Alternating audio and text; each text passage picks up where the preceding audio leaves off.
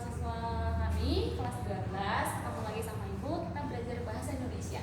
Nah, kali ini kita masuk ke bab berikutnya. Setelah novel, kita masuk ke teks artikel opini, gitu ya. Nah, perhatikan di depan sudah dibuatkan apa itu teks artikel opini. Nah, artikel opini itu sering disebut dengan tulisan yang berisi pendapat, gagasan, ide, ataupun bahkan kritik terhadap suatu isu ataupun permasalahan yang berkembang di masyarakat. Nah, isu yang berkembang di masyarakat itu nanti kalau ada masalah-masalah itu diangkat oleh sang penulis, kemudian dibahas kenapa isu itu bisa terjadi dan apa dampaknya, maka dibuatkan ke dalam tulisan, itu disebut dengan artikel opini. Kenapa disebut dengan artikel opini? Karena artikel itu adalah berisi pendapat atau opini seseorang. Siapapun bisa menulis, kamu bisa, ibu bisa, adik bisa, dan yang lain semua bisa. Yang penting harus punya pengetahuan tentang isu yang akan kamu angkat menjadi tulisan kamu, gitu ya. Nah, ciri-ciri umumnya di sini ada 4. Yang pertama, bahasanya harus menggunakan bahasa ilmiah populer. Kenapa dia menggunakan bahasa ilmiah yang populer? Setiap tulisan pernah menulis karya ilmiah mungkin atau makalah ya. Jadi dalam menulis makalah atau ilmiah, bahasa yang kita pakai itu harus menggunakan bahasa ilmiah. Artinya bahasa-bahasa yang khusus, bukan merupakan bahasa yang kita gunakan sehari-hari. Tetapi dalam hal ini, bahasa ilmiah yang kita pilih itu nanti harus yang bersifat populer. Populer itu kan artinya yang lagi pop atau yang terbaru. Supaya apa? Karena kan tulisan kamu ini nanti, artikel kamu ini mau dibahas di khalayak umum. Jadi supaya orang cepat atau mudah memahami tulisan kamu itu, maka bahasa yang dipakai itu harus bersifat populer, gitu ya. Nah, yang kedua, dimuat di media cetak. Barangkali mungkin di antara kamu sudah pernah atau mungkin sering membaca koran, mungkin membaca majalah atau membaca buku dan lain sebagainya. Jadi artikel ini kita temukan di mana, Bu? Nah, kalau artikel ini kita temukan di media cetak. Kalau media cetak berarti di koran iya, di buku iya, di majalah juga iya. Bu, ada nggak di televisi? Nah, kalau di televisi itu khusus berita, gitu ya. Nah, yang ketiga, dia bersifat informatif. Nah, informatif itu berarti nanti menyampaikan informasi tentang isu yang dibicarakan tadi. Nah, kemudian dia bersifat untuk meyakinkan. Kenapa dia meyakinkan? Karena kan artikel itu murni pendapat kita sendiri. Nah, maka supaya orang percaya dengan tulisan kita, maka kita harus menggunakan bahasa-bahasa yang bersifat sugestif supaya orang nanti percaya, seperti itu. Jadi tujuannya itu meyakinkan, sama ada juga unsur mendidik sama menghibur, seperti itu. Kemudian yang keempat, terdapat nanti kalimat fakta maupun opini. Nah, untuk kalimat fakta sama opini ini kemarin sudah kita bahas di dalam teks editorial ya. Nah, jadi teks editorial itu sama artikel itu sebenarnya mirip-mirip seperti itu. Hanya saja nanti terletak perbedaan di penulis saja gitu. Kalau artikel itu boleh ditulis siapa saja, yang penting harus punya pengetahuan tentang isu yang akan dibahas. Tapi kalau yang namanya editorial yang sudah kita pelajari bab sebelumnya, itu tidak boleh semua orang, tidak sembarang orang menulis editorial, hanya pihak redaksi aja, pihak serah kabar, seperti itu ya. Jadi dia sama sebenarnya berisi pandangan seseorang, hanya perbedaannya di penulis aja. Nah, kalau di editorial kemarin kita bahas fakta dan opini. Nah, di dalam artikel juga terdapat fakta sama opini, seperti itu. Beda halnya kalau di dalam berita kita hanya menemukan fakta, tidak kita temukan opini, gitu ya. Nah, perbedaannya apa, Bu? Ciri-cirinya gimana?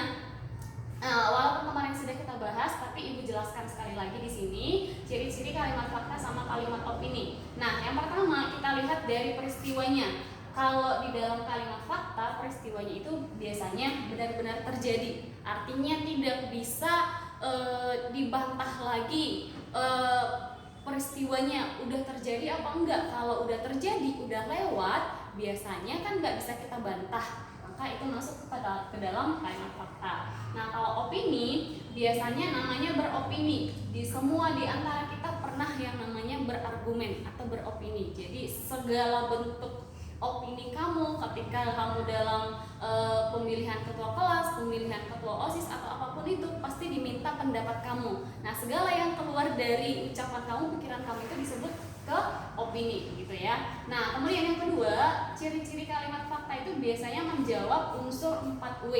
Nah, 4W ini maksudnya kita angkat dari unsur 5W tambah 1H, di mana unsur 5W tambah 1H ini kita dapati di dalam teks berita. Masih ingat tentunya apa itu 5W tambah 1H ya? Kayak ada what, ada who, ada when, ada where, ada why, sama how. Nah, kalau di dalam fakta biasanya yang kita pakai itu adalah 4W. Artinya jawaban dari keempat W ini nanti what, who, when, sama where itu bisa merupakan kalimat fakta. Nah, kalau yang 1W-nya lagi sama 1H-nya kemana, Bu? Itu nanti masuk ke opini gitu ya. Nah, kemudian yang ketiga, kalau kalimat fakta itu bersifat objektif gitu ya. Kemudian berikutnya biasanya terdapat data yang berupa angka. Misalkan contohnya penduduk yang mendapatkan bantuan dari pemerintah Jokowi sebanyak 12.000 jiwa. Nah, ada angka. Begitu, kalau ada angka, ada data berupa angka, dia masuk ke dalam fakta. Nah, kalau opini tadi biasanya peristiwanya belum terjadi. Misalkan nih, Ibu kasih contoh, besok saya dipanggil guru ke ruang BK misalnya. Nah, kalau misalkan ada kalimat seperti itu karena peristiwanya belum terjadi, maka itu masuk ke dalam opini. Kenapa? Walaupun udah terschedule, sudah terjadwal bahwa kamu besok jam 8 datang menghadap guru BK di ruangan BK, misalkan seperti itu. Nah, tetapi kan karena masih belum terjadi, masih ada faktor kemungkinan bahwa apa yang sudah dijadwalkan itu tidak terjadi, maka itu masuk ke opini gitu ya. Kemudian berikutnya dia menjawab dari pertanyaan unsur why sama how. Ini tadi sisa yang dari 5W tambah 1H. 4W-nya di sini, 1W-nya satu lagi di sini, sama 1 how gitu ya. Nah, kemudian yang berikutnya dia bersifat subjektif. Subjektif berarti lebih mengarah ke pendapat satu orang, tidak keseluruhan gitu ya, tidak merata. Kemudian yang terakhir, ini yang paling penting, kalau nanti di dalam kalimatnya terdapat kata-kata Ibu singkat di sini, semua menu biji kalas. Artinya kalau nanti terdapat kata-kata seperti se berarti sekitar, mu berarti mungkin, A-nya Ibu buat akan, menunya menurut, bila, jika, kalau, as dan asalkan. Jadi ini dihafal. Kalau nanti ada kata-kata seperti ini di dalam kalimatnya, otomatis dia masuk ke opini. Jadi nggak usah ribet lagi, nggak usah pusing lagi. Ini masuk kemana? Ingat aja kata-kata penanda ini. Kalau ada kata penanda maka masuk ke opini, gitu ya. Nah, itu sekilas perbedaan fakta sama opini. Nah, di sini perhatikan, Bu, apa sih bedanya teks artikel, teks editorial sama berita? Begitu. Kemarin kita udah belajar berita, udah belajar editorial juga. Nah, kali ini kita belajar artikel gitu ya. Nah, kalau di dalam artikel itu perhatikan di sini sudah dibuatkan ada 4. Yang pertama kalimat fakta. Jadi di dalam artikel ada yang namanya fakta, begitu ya. Kalau di dalam editorial juga terdapat kalimat fakta.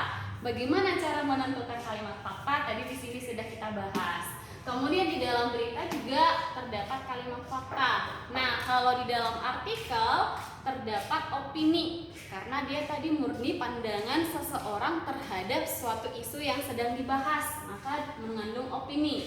Editorial juga demikian. Nah, kalau di dalam berita tidak ada yang namanya opini, begitu ya. Kemudian yang berikutnya, yang ketiga dari penulis. Penulis di dalam artikel itu bebas. Bebas di sini maksudnya gimana, Bu? Kamu bisa menulis, siswa bisa menulis, guru bisa menulis, petani bisa menulis, siapapun bisa menulis. Yang penting dia punya cukup pengetahuan untuk membahas sebuah topik yang sedang diangkat menjadi tulisan, gitu ya. Kalau editorial, penulisnya itu walaupun kamu punya pengetahuan yang cukup dan luas, tetapi kamu tidak berhak menulis teks editorial. Yang berhak itu hanya pihak redaksi surat kabar yang disebut dengan istilah redaktur, gitu ya. Nah, kemudian kalau berita siapa? Berita ini yang menulis berarti wartawan yang meliput berita atau reporter, jadi kerjasama antara reporter sama wartawan. Nah, dari segi peristiwanya, kalau di dalam artikel biasanya peristiwa yang dibahas itu yang bersifat aktual, yang terbaru gitu ya. Kalau editorial tidak hanya aktual tetapi juga yang mengandung kontroversi. Artinya lagi hangat-hangatnya, bukan hanya terbaru tapi juga kontroversi di kalangan masyarakat. Kalau berita dia bersifat aktual dan faktual. Nah, itu perbedaan artikel, editorial sama berita gitu ya. Kebahasaannya gimana Bu? Sama nggak sama editorial? Ada berbeda gitu ya. Ada yang beberapa yang sama, ada juga yang berbeda. Yang pertama, jadi kebahasaan dalam teks artikel opini itu kita temukan adverbia. Adverbia itu adalah kata keterangan ya. Kata keterangan juga ada banyak. Dalam hal ini khusus yang kita bahas nanti itu adalah adverbia frekuentatif atau frekuensi seperti itu.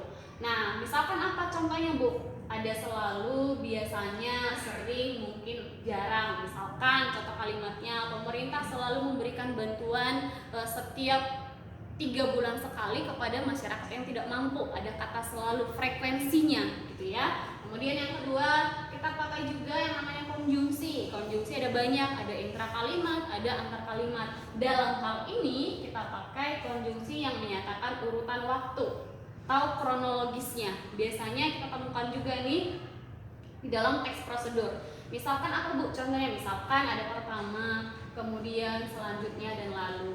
Yang ketiga menggunakan kata rujukan. Ada 3 nih di sini. Ada kata rujukan yang menyatakan benda, rujukan tempat, rujukan orang. Contohnya apa Bu? Kalau menyatakan benda, ada ini, itu, tersebut gitu. Kalau merujuk tempat, ada di sini, di situ, di sana, seperti itu. Kalau orang, ada dia, ia, beliau, sama mereka.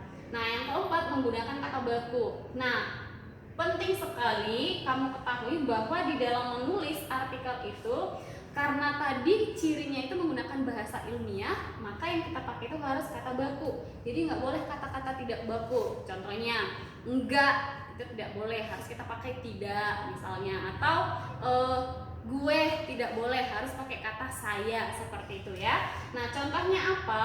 Misalkan ada kata atlet sama atlet, di sini Ibu kasih contoh. Yang bakunya yang mana Bu? Atlet atau atlet? Yang bakunya itu adalah yang atlet, begitu ya. Nah, kalau yang di-download sama di-download, boleh nggak Bu menggunakan kata asing? Boleh, tetapi harus mengikuti ejaan bahasa Indonesia, seperti itu ya. Misalkan memakai bahasa Inggris download. Nah, berarti cara supaya nanti kata itu baku, ikutilah aturan yang sudah disepakati dalam EBI, seperti itu, ejaan bahasa Indonesia. Berarti pakai tanda penghubung dulu baru download, dan kata downloadnya kita garis bawahi kalau ditulis manual. Tapi kalau diketik kita cetak miring. Hanya kata Inggrisnya saja, imbuhannya enggak. Jadi D-nya tetap ya di download. Ini yang benar. Kalau yang ini salah, gitu ya. Kemudian yang kelima, menggunakan kosakata yang luas dan menarik. Nah, itu adalah kebahasan dalam teks artikel opini. Nah, gimana Bu strukturnya? Nah, kalau untuk struktur teks artikel opini sama dengan teks editorial ataupun teks eksposisi. Ada 3, tesis, argumentasi, penegasan ulang. Apa itu Bu? Bisa tolong dijelaskan pengertiannya? Nah, inilah yang menjadi PR kamu atau tugas kamu. Sekian dari penjelasan Ibu. Setelah Ibu jelaskan, tugas kamu nanti adalah mencari struktur teks artikel opini. Ada 3. Ada tesis, argumentasi, sama penegasan ulang. Cari, boleh kamu cari referensi dari browsing internet, buku lain, perpustakaan, boleh saja. Kamu buatkan, kamu tambahkan di catatan kamu, seperti itu ya. Sampai di sini aja penjelasan Ibu. Kalau misalnya ada yang kurang paham atau kurang jelas, boleh ditanya, tetapi di dalam grup. Jangan chat pribadi ya, Ibu bingung bahasnya satu-satu. Jadi tanyanya di dalam grup aja supaya semua temanmu juga tahu, seperti itu ya. Nah, sampai di sini saja. Tetap jaga kesehatan, ikuti protokol kesehatan supaya kita tetap sehat, jauh dari COVID-19. Akhiri dengan pagi.